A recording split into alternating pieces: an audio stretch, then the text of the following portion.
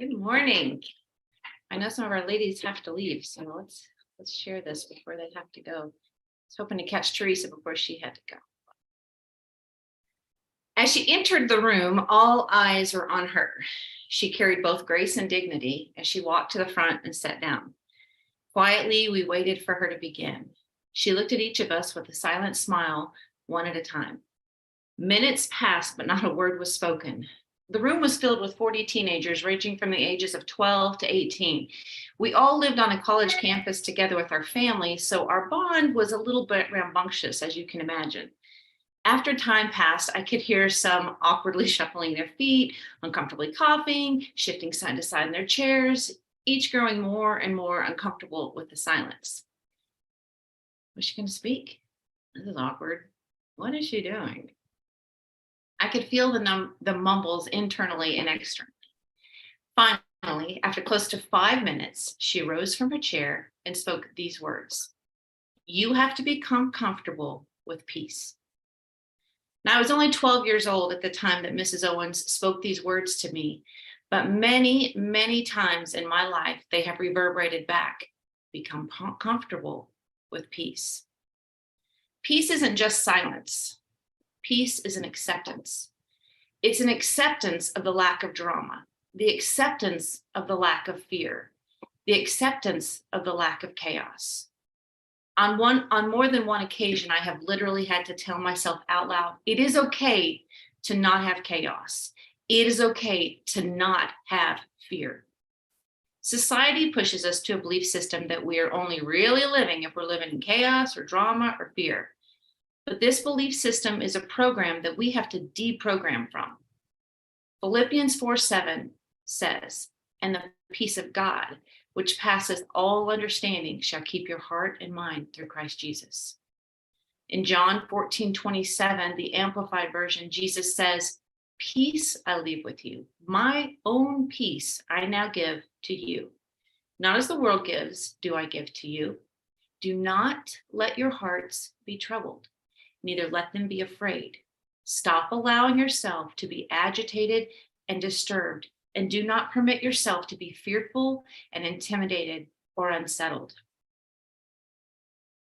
Accepting that He has given me peace and accepting that I can stop allowing myself to be agitated, disturbed, fearful, or intimidated.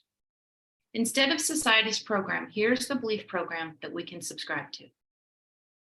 The peace Jesus gives is a peace not based on what is going on in the world around us, not based on if things are all falling into place or not based on smooth sailing in everything we do or not. The peace He gave us passes our understanding.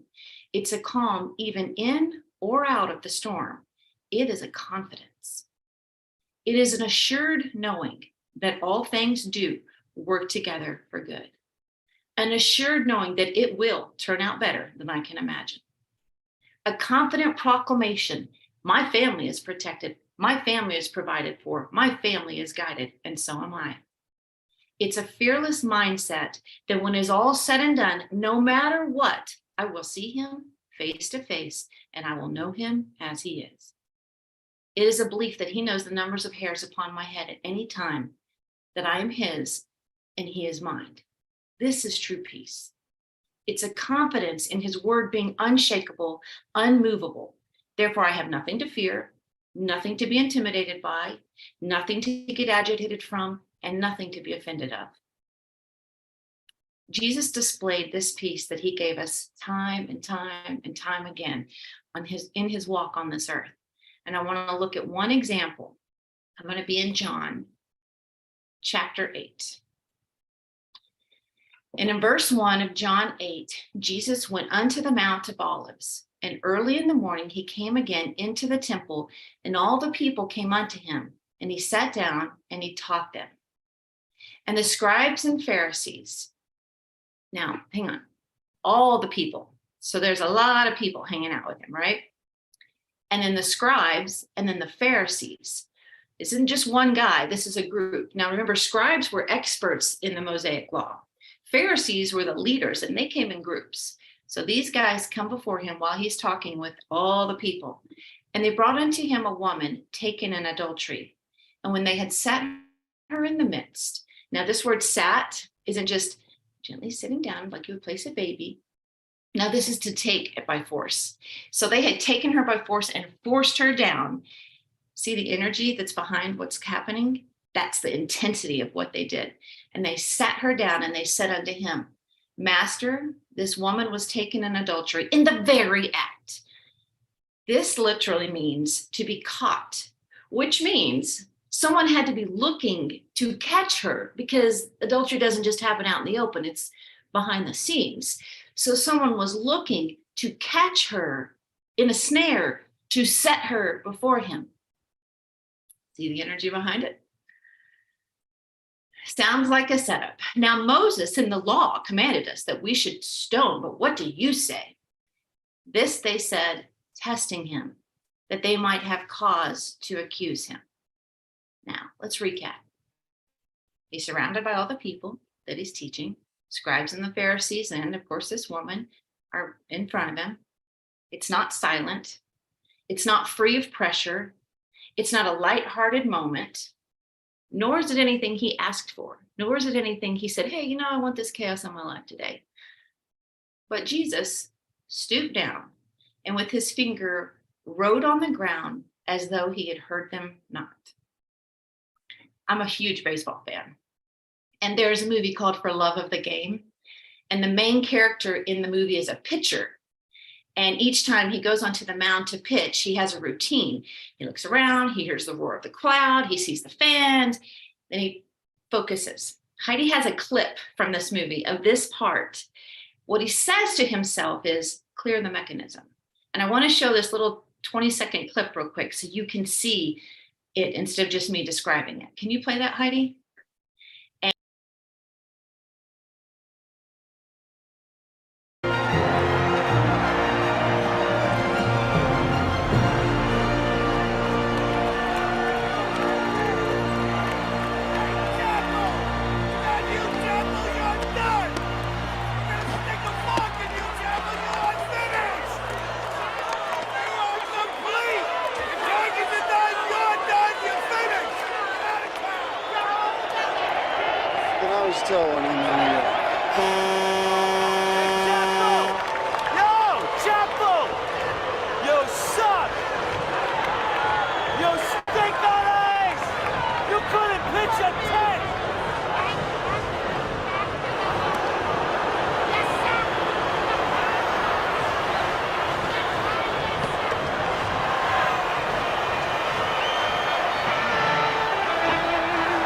Clear the mechanism.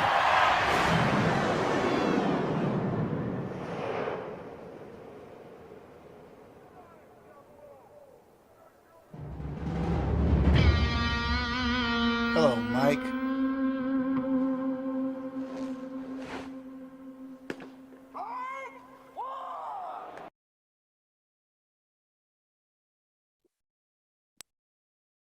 That's such a great illustration to me of what Jesus did when he stooped down and drew in the ground. He cleared the mechanism. None of that chaos, none of that drama, none of that setup, none of that fear, that condemnation, nothing. Cleared the mechanism. We can do that too. Because what he did, we can do, and greater. In verse 7 of chapter 8, so when they continued asking him, he lifted himself up and said unto them, he that is without sin among you, let him cast the first stone. And again, he stooped down and wrote on the ground. He didn't wait to see that if his point was validated. He didn't wait to see, that was a good one. Good job. He didn't do any of that. He answered the matter and then he released it.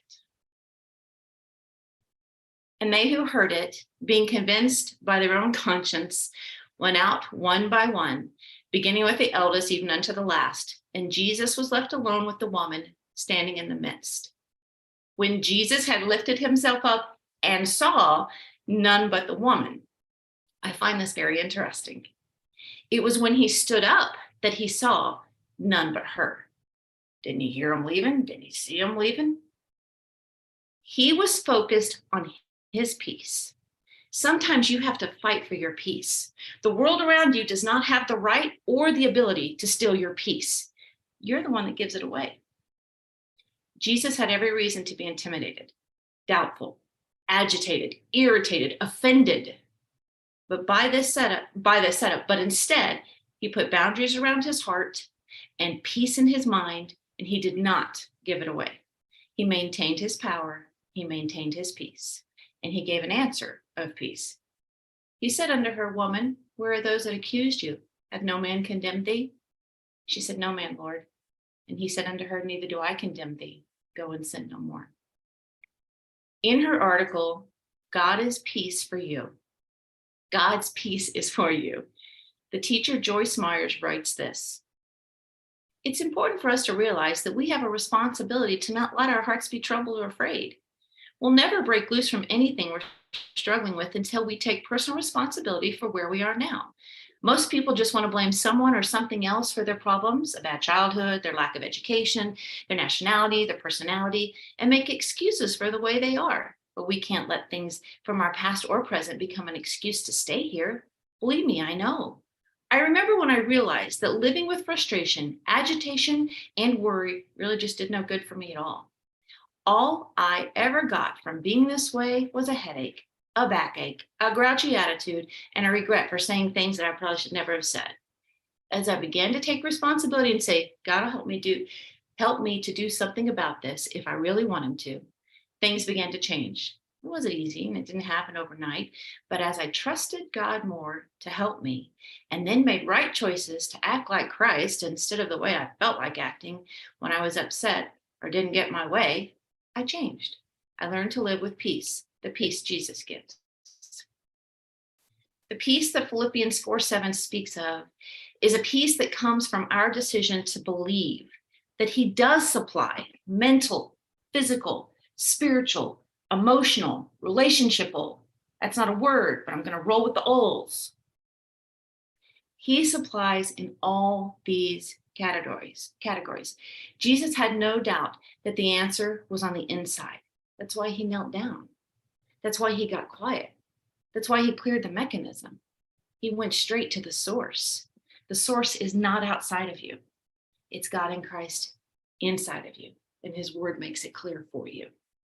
He was confident in his identity and his Father's willingness and ability to provide wisdom.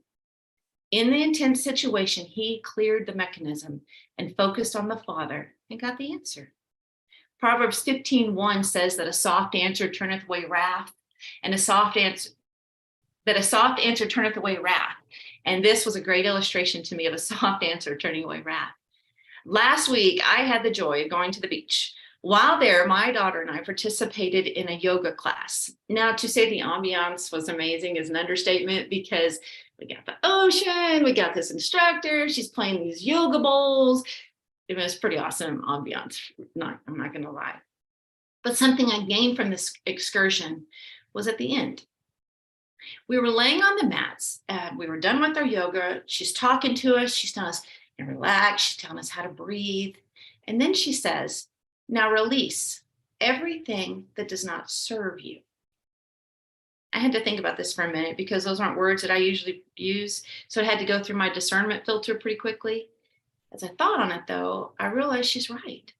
I should not allow anything in the background or in the forefront that does not serve me, help me be my best, or make me a better version of me. So I took a moment while laying on that mat to see where or if there was anything I needed to release, and there was. So I found those thoughts and I released them. Instantly, they were gone. Jesus did that. He gave his answer, then he knelt down.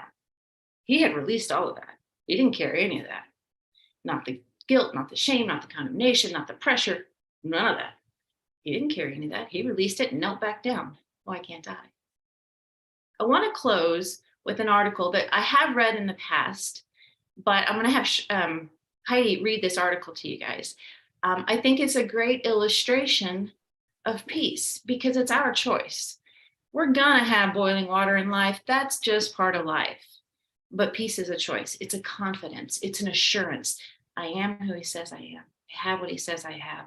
I can do what he says I can do. Heidi, would you read a carrot, Of course. an egg, and a cup of coffee?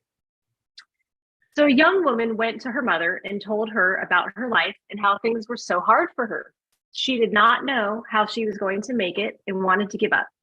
She was tired of fighting and struggling. It seemed that as one problem was solved, a new one arose. Her mother took her to the kitchen. She filled 3 pots with water and placed each on a high fire. Soon the pots came to a boil. In the first, she placed carrots. In the second, she placed eggs. And in the last, she placed ground coffee beans. She let them sit and boil without saying a word. In about 20 minutes, she turned off the burners. She fished the carrots out and placed them in a bowl. She pulled the eggs out and placed them in a bowl. Then she ladled the coffee out and placed it in a bowl. Turning to her daughter, she asked, "Tell me, what do you see?" "Carrots, eggs, and coffee," the daughter replied. Her mother brought her closer and asked her to feel the carrots. She did and noted that they were soft. The mother then asked the daughter to take an egg and break it. After pulling off the shell, she observed the hard-boiled egg. Finally, the mother asked the daughter to sip the coffee. The daughter smiled as she tasted its rich aroma. The daughter then asked, "What does it mean, mother?" Her mother explained that each of these objects had faced the same adversity, boiling water. Each reacted differently. The carrot went in strong, hard, and unrelenting. However, after being subjected to the boiling water, it softened and became weak. The egg had been fragile. Its thin outer shell had protected its liquid interior. But after sitting through the boiling water, its inside became hardened. The ground coffee beans were unique, however. After they were in the boiling water, they had changed the water. "Which are you?" she asked her daughter. "When adversity knocks on your door, how do you respond? Are you a carrot, an egg, or a coffee bean? Think of this. Which am I? Am I the carrot that seems strong, but with pain and adversity, do I wilt and become soft and lose my strength?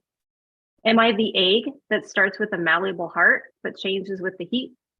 Did I have a fluid spirit, but after a death, a breakup, a financial hardship, or some other trial, have I become hardened and stiff? Does my shell look the same, but on the inside, am I bitter and tough with a stiff spirit and a hardened heart? Or am I like the coffee bean? The bean actually changes the hot water, the very circumstance that brings the pain. When the water gets hot, it releases the fragrance and flavor. If you are like the bean, when things are at their worst, you get better and change the situation around you. When the hour is darkest and trials are their greatest, do you elevate yourself to another level? How do you handle adversity? Are you a carrot, an egg, or a coffee bean? May you have enough happiness to make you sweet enough, trials to make you strong enough, sorrow to keep you human, and enough hope to make you happy. The happiest of people don't necessarily have the best of everything. They just make the most of everything that comes along their way. The brightest future will always be based on a forgotten past. You can't go forward in life until you let go of your past failures and heartaches. Peace is a confidence. Peace is a choice. So let's do this.